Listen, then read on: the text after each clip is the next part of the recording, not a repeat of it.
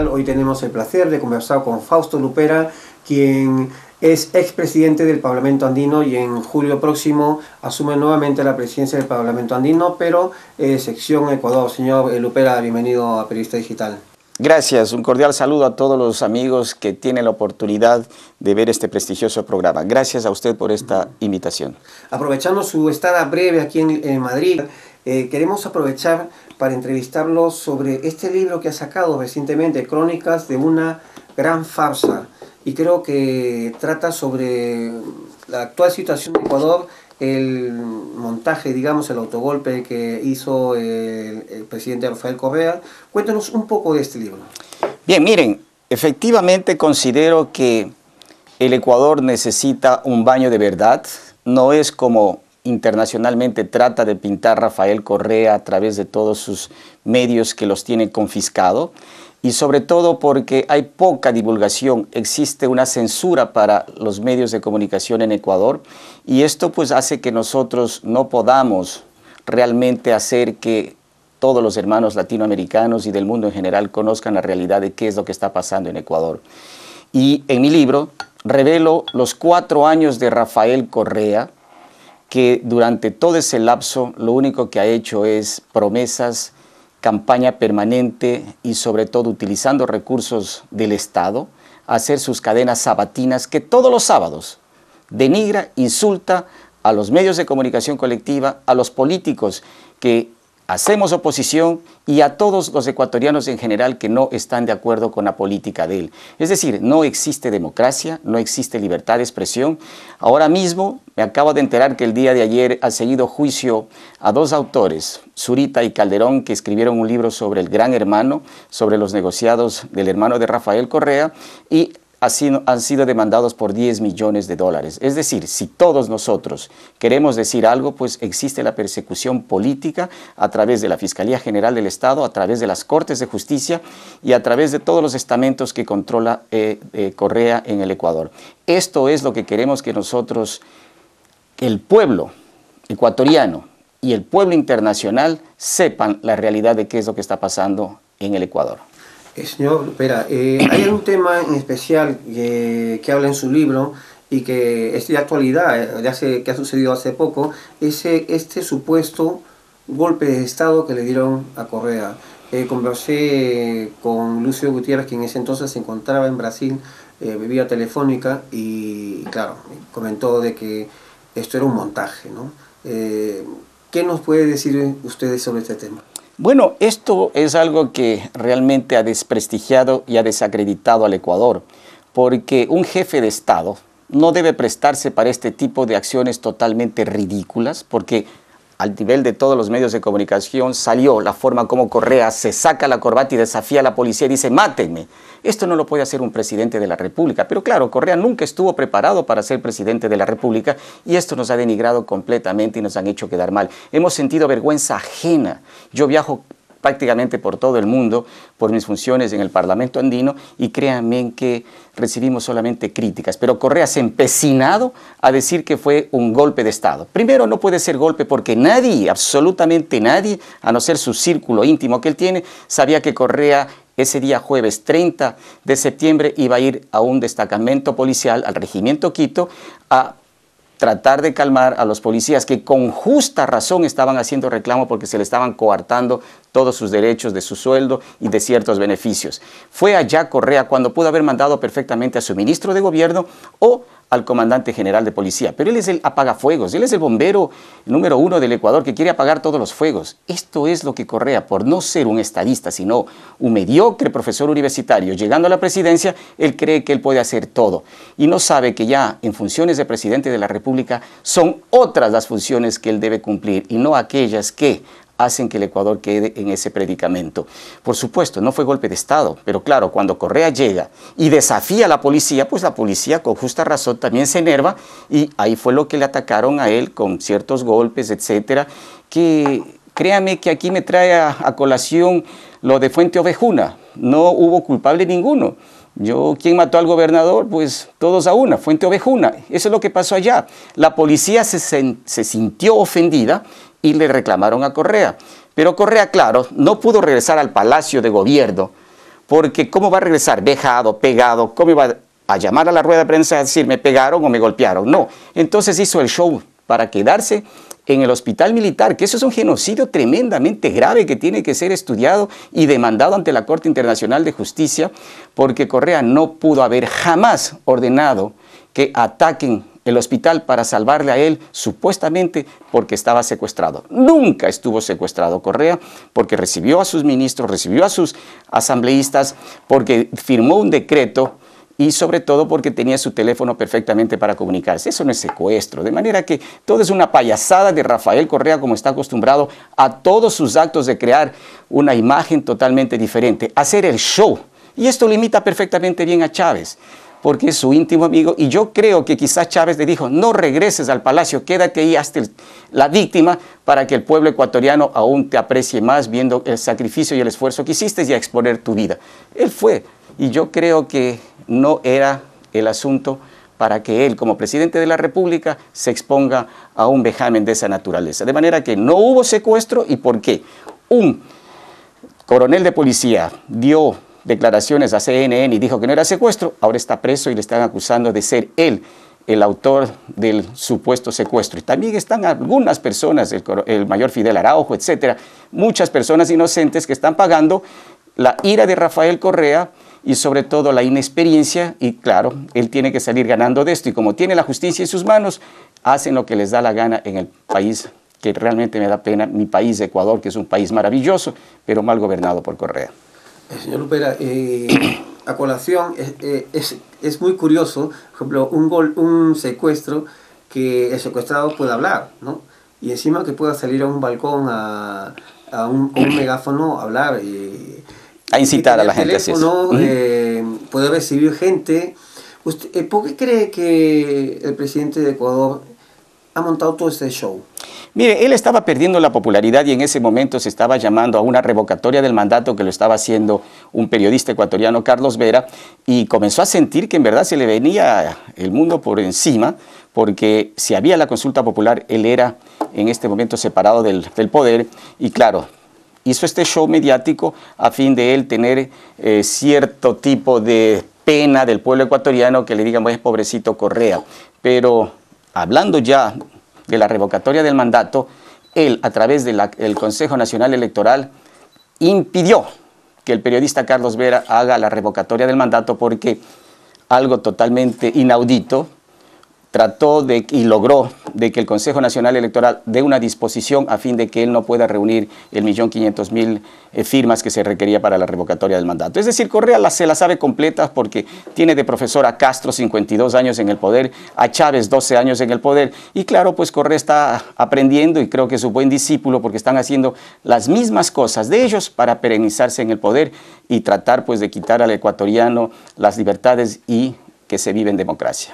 Creo que una parte, aparte del supuesto autogolpe, un capítulo importante de su libro es cómo llegó Rafael Correa al poder, ¿no? Yo recuerdo que en aquellos tiempos en Ecuador hubo elecciones, Alianza País ganó, pero no tenía representantes en el Congreso, al menos mayoría ninguna.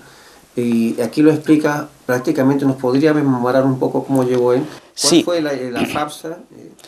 Correa, con su demagógico plan, a través de un eslogan, él captó el poder en el Ecuador, pero siempre con ciertas dudas de dónde tuvo dinero, porque Correa nunca tuvo plata, fue un mediocre profesor universitario que hasta llegó a demandar a la universidad que él daba clases, no tenía dinero, se fue a Venezuela y Chávez le dijo, hijo, yo creo que tú debes ser el presidente de Ecuador, y desde ahí es sometido totalmente a lo que le dice Chávez. Entonces, tengo ciertas dudas de que Correa recibió recursos económicos por parte de Chávez para su campaña electoral, y luego pues también se ha estado investigando porque existen en los laptops que se le detectó, se le capturó a Reyes y también al Mono Jojoy de Colombia, ahí salen los discos duros de que Correa recibió dinero por parte de las FARC. Entonces, eso nunca lo ha podido desmentir Correa, y cuando yo fui asambleísta constituyente, fui a Colombia a investigar sobre ese particular y tengo toda la información al respecto, que luego más tarde ya se conoció en los discos duros. De manera que Correa llega a la presidencia demagógicamente y realmente con mucha preocupación porque esto habría sido causal de destitución de él por recibir dinero de organismos de esta naturaleza, como es el caso de los terroristas. Pero bueno, Correa, como está dominando totalmente todos los estamentos del Estado, no se ha hecho ninguna investigación seria al respecto.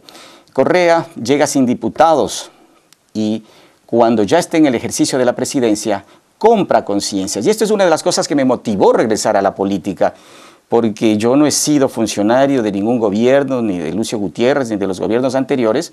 Yo he estado dedicado al sector empresarial, pero veo que Correa, manteniendo siempre ese doble discurso de respetar la democracia, primero me preocupó que un golpista, porque Rafael Correa fue golpista, estuvo en la caída de Lucio Gutiérrez y ahora pues defiende la democracia, entre comillas.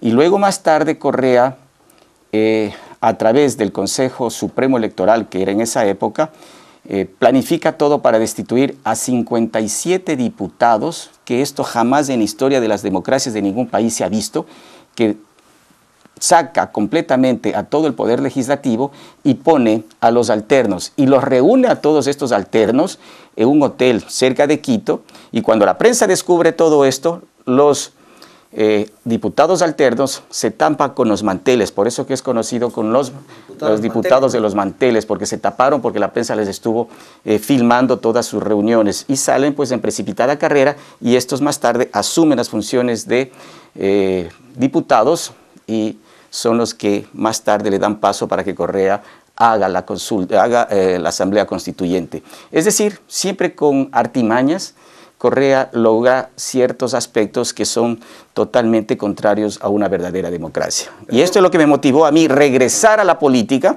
a una invitación de Sociedad Patriótica. Yo regreso y gano las elecciones para asambleísta, y estuve en Montecristi, donde también fue otra gran farsa, que está redactada en mi libro, porque esa constitución es una gran farsa. Ya lo estamos viendo ahora, estamos el 7 de mayo en un referéndum en donde irá el pueblo ecuatoriano para aprobar o no las 10 preguntas que hace, 10 del referéndum y 10 de la consulta que está haciendo.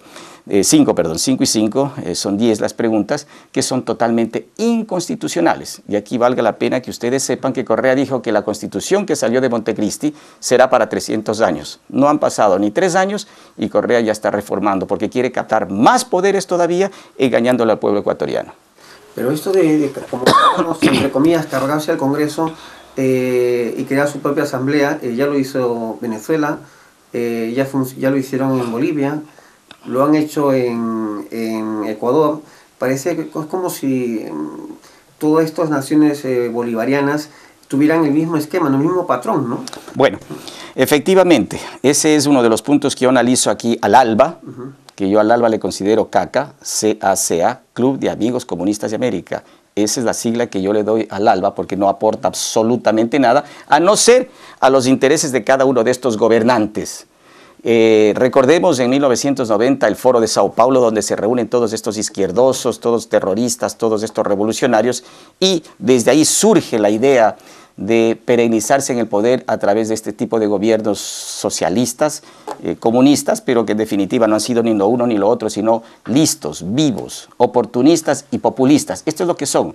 Y ellos ya dan un plan. Por eso es que usted recordará cuando el caso de Honduras con Zelaya, sí, ¿no?, quisieron cambiar la constitución, porque este era un plan de ellos, cambiar las constituciones y también derrocar a los congresos. No lograron, pero ahí entonces todos fueron como D'Artagnan al ataque. Y yo me pregunto, ahora en el caso de Libia, ¿usted ha escuchado pronunciarse en defensa de los derechos humanos a Chávez, a Correa, a Morales? Ninguno. Son este grupito que solamente cuando afectan sus intereses salen en defensa del otro. Pero cuando ven que realmente se violan los principios fundamentales y elementales del respeto al ser humano, no dicen absolutamente nada cuando son países del grupo de ellos. Esta es la realidad. Por eso es que le digo, todo es ya un esquema montado de estos socios listos que están en América Latina, queriendo ellos perennizarse en el poder. ¿Pero perennizarse para qué? ¿Para algún cambio? ¿Ustedes han visto que algún gobierno de estos han tenido suceso o éxito? 52 años de la revolución de Castro. ¿Cómo está destrozado Cuba? 12 años de Chávez en Venezuela. Denigrante, desastroso ese pueblo. Bolivia, con Morales ahí. Igual. Y Ecuador, ese caso patético del que yo puedo hablar porque lo conozco perfectamente bien. Estamos nosotros cada vez retrocediendo, con un crecimiento económico negativo, prácticamente tan bajo, que tengo una sana envidia de mis vecinos de Perú y Colombia en un crecimiento al 8% y Ecuador no llega al 3% de crecimiento económico. Esto es, y siendo Correa, según él, un economista.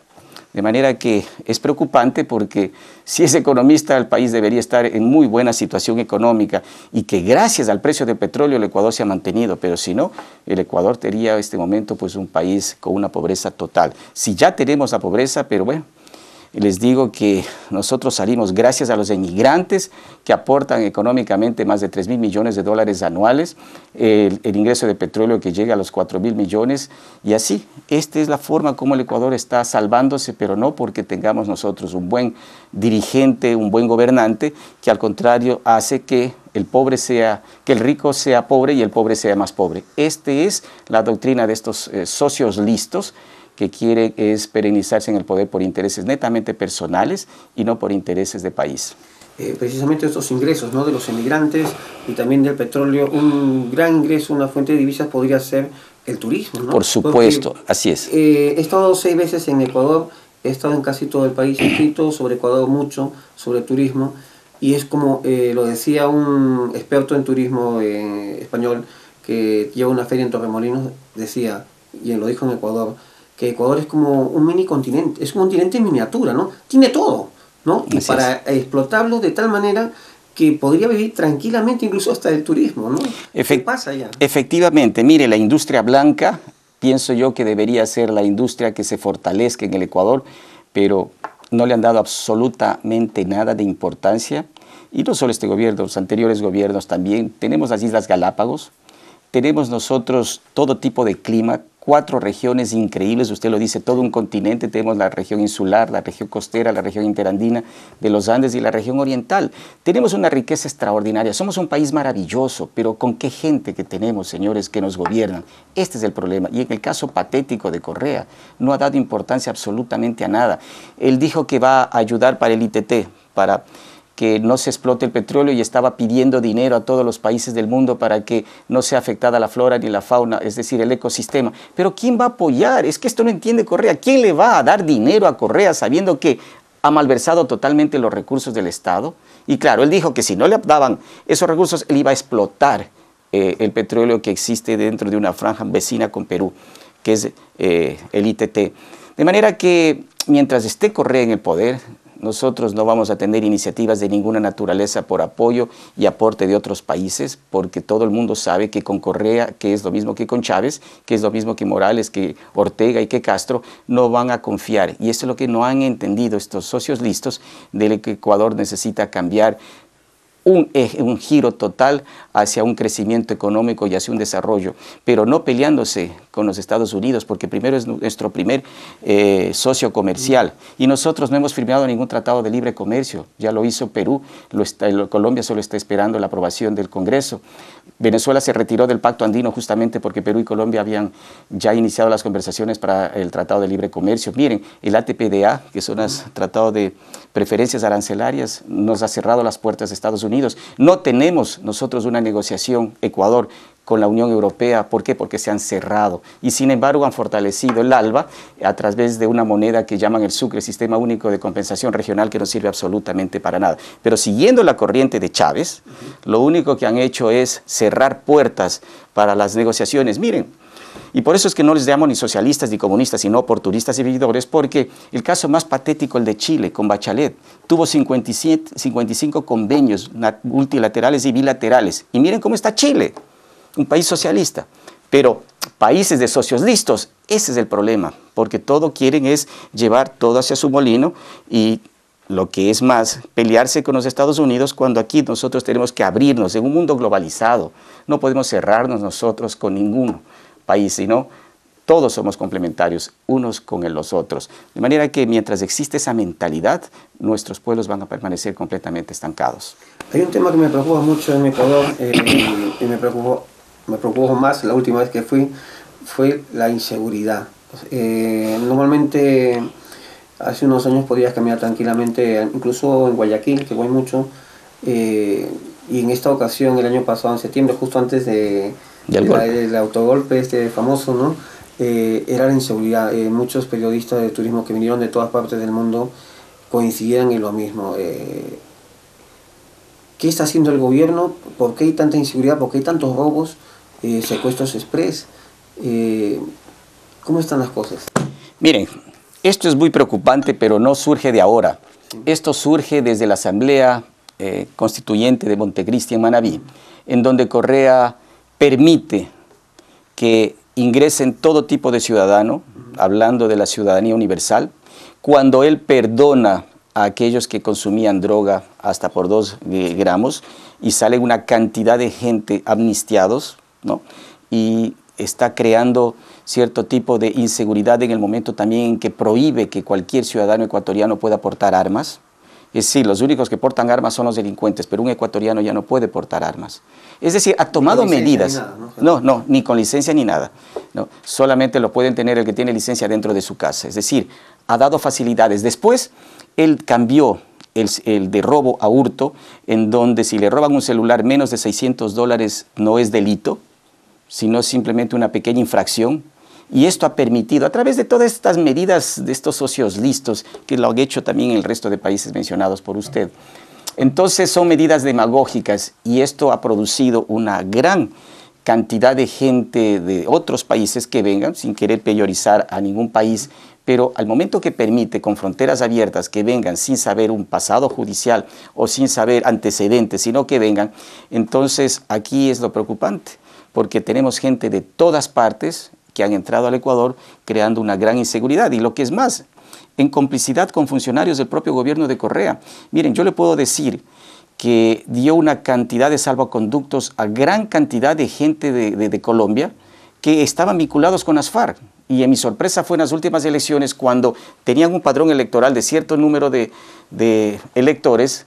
En un momento dado en las elecciones triplicaron ese número de electores en la zona norte, porque dio salvoconducto y permitió votar a toda esa gente que supuestamente hayan vivido 5 años en el Ecuador, ¿no? Ya podían votar. Esto es que ganaban todo ese aspecto electoral y perjudicando a la seguridad del Estado, porque hay mucha complicidad. Uno de esos, su exministro de Relaciones Exteriores de la región Costa, está con juicio porque detectaron que habían falsificaciones de documentos para poder dar a los cubanos para que se queden en el Ecuador. Es decir, hay irregularidades de toda índole y lo que es más, no se permite fiscalizar a los funcionarios de gobierno.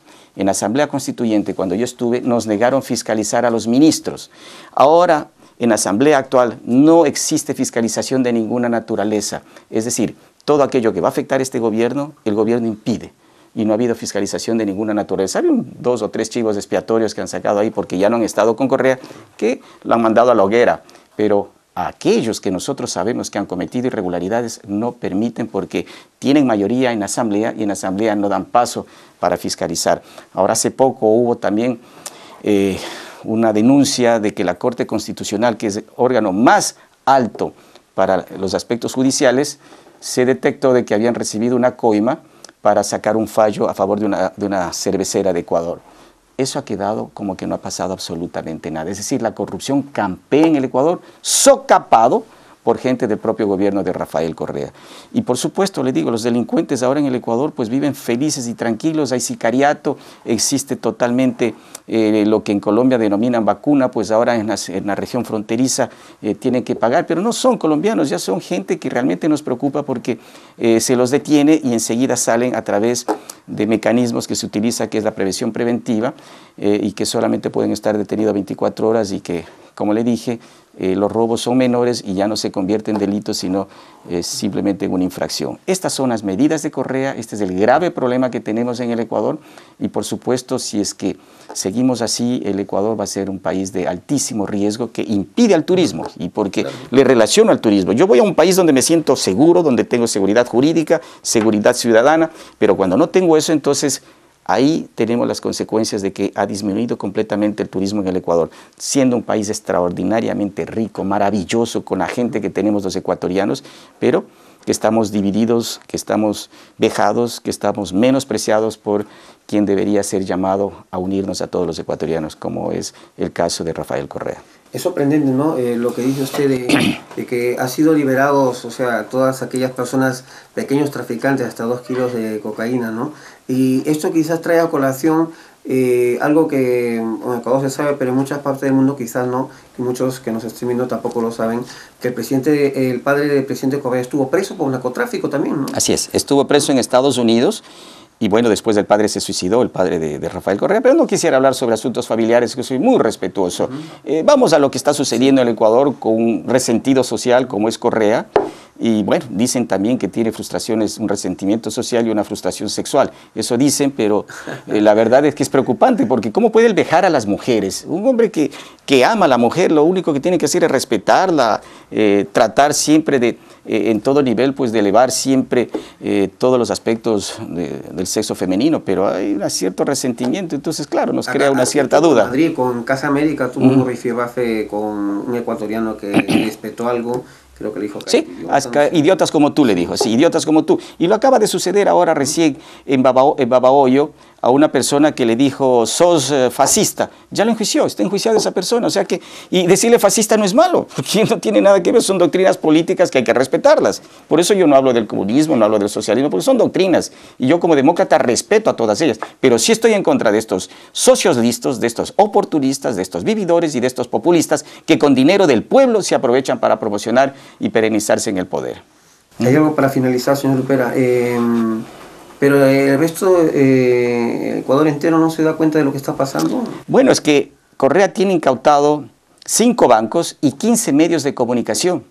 Él maneja cadenas permanentes que interrumpen cuando alguien lo ha dicho algo, él interrumpe la cadena o interrumpe las noticias y inmediatamente sale la cadena del gobierno obligando a todos los medios de comunicación que den la versión de él. Y cuando uno, de acuerdo a la Constitución, va hacia la réplica, nos niegan completamente para desmentir todo lo que él dice. Es decir, tiene plenos poderes y Correa, y esto es lo grave y peligroso, por eso digo que atenta contra la libertad y contra la democracia. Correa es el único que tiene la razón, es el único sabio, es el único que conoce y sabe todo, porque miren, ahora en el terremoto de Japón yo me quedé asombrado, ya era oceanógrafo, ya era de todo, ya sabía de todo. Entonces es un individuo que tiene ese complejo, que él es el único que sabe y que el resto no sabe absolutamente nada. Y cuando le quieren contradecir hay que perseguirle a ese porque se está atentando contra la seguridad del Estado. Es decir, un individuo de esa naturaleza, un enfermo, porque Correa a mi criterio tiene un problema mental, tendría que hacerse tratar y que es sumamente grave y peligroso para la seguridad de los ecuatorianos tener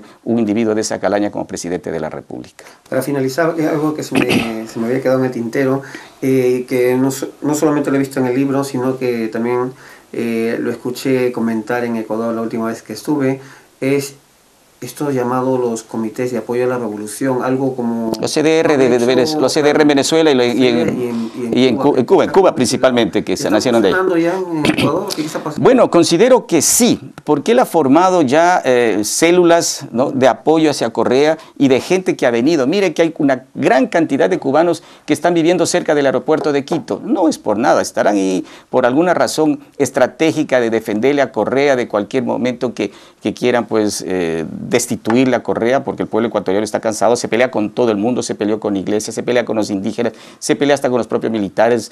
Hace poco pues dio unas expresiones muy fuertes en contra de la Marina ecuatoriana, se pelea con los ciudadanos ecuatorianos, con todo el mundo, de pelucones, gordas horrorosas, bestias salvajes, como trata él a la prensa, a los medios de comunicación les denigra permanentemente. ¿Quién es Correa para denigrar? ¿Acaso no vemos ecuatorianos dignos que le podemos decir a Correa que ya basta de tanta sinvergüencería y de abuso del poder?